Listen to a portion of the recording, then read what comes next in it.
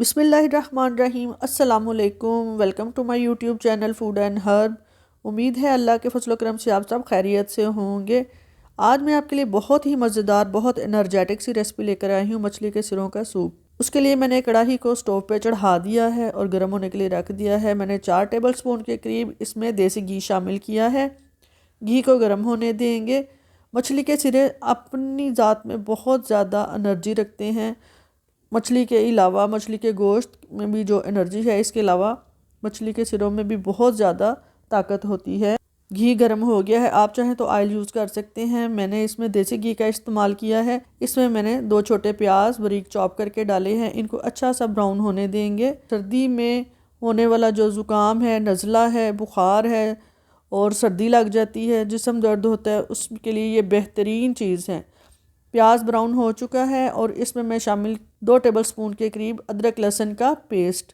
इसको अच्छी तरह से भुनाई करनी है और ताकि इसका कच्चापन ख़त्म हो जाए।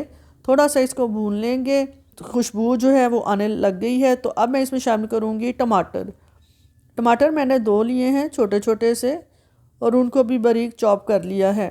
टमाटर मैंने शामिल कर दिए हैं। इनको भी 1-2 मिनट तक अच्छी तरह से भून लेना है। थोड़े से ये नरम हो जाएं तो थोड़ा सा पानी का छिड़काव करूँगी ताकि सारा जो मसाला है वो अच्छी तरह से पकना शुरू हो जाए। अब मैं इसमें शामिल कर रही हूँ नमक। नमक मैंने लिया है 1/4 टीस्पून, क्योंकि मछली में पहले भी नमक लगा हुआ होता है। 1/4 टीस्पून ही मैंने इसमें हल्दी का इस्तेमाल किया है। मसाला हमारा इसी तरह ये जो मछली का है रेडी हो रहा है। इसको इसी तरह पकाते जाना है मीडियम लो फ्लेम पे, क्योंकि तेज़ आंच नहीं करनी, इसको हमने पकाना है अच्छी तरह से। यहाँ पे मैं शामिल करूँगी मछली के सिरे, जिनको मैंने बहुत अच्छी तरह से धो लिया था। इनको बनवाया भी मैंने बहुत अच्छी तरह से था। मैंने 5 मछलियाँ ली थी और ये उनके सिरे मैंने बनवा लिए थे अच्छी तरह से। इनके आई बॉल भी निकलवा दिए थे और छोटी छोटी बोटियाँ बनवा दी थी। इसी मसाले में इनको अच्छी तरह से भूनना है। इनमें बिल्कुल भी कोई महक नहीं आएगी। इंशाल्लाह ताला ये बहुत ही मज़ेदार, बहुत हेल्दी बनेंगे। यहाँ मैं शामिल करूँगी 2 पिंच यानी कि 2 चुटकियाँ साबुत खुश्क ज़ीरा। अब 1 पिंच में इसमें शामिल करूँगी देसी अजवाइन। यहाँ पे मैंने शामिल की है काली मिर्च। तकरीबन मैंने मसाला भून के रख लिया था, अच्छी तरह से भुना गया है। ये जो सिरे हैं 5 से 7 मिनट हो गए हैं इनको भूनते हुए और यहाँ पे मैंने काली मिर्च का इस्तेमाल किया है।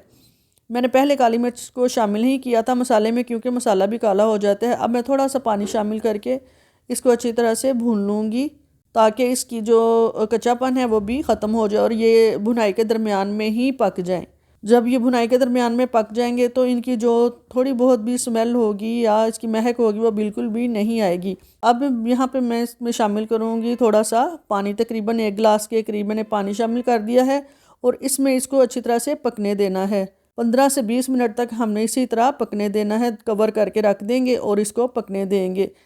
अब चम्मच की मदद से चेक करते हैं कि ये कहाँ तक पक। इसकी बोटी चेक करते हैं जो छोटी सी साथ में होती है, तो वो मैं आपको दिखाती हूँ कि ये कितना अच्छा सा गल चुका है, कितना अच्छी तरह से ये पक गया है।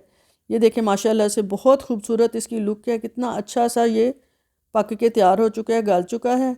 अब मज़ीद इसको पकने देंगे। थोड़ा सा गार्निश में करूँगी सब्ज़ धनिए से और मज़ीद इसको 4 से 5 मिनट तक मैं इसको कवर करके रख दूँगी और ये अच्छी तरह से पकता रहेगा।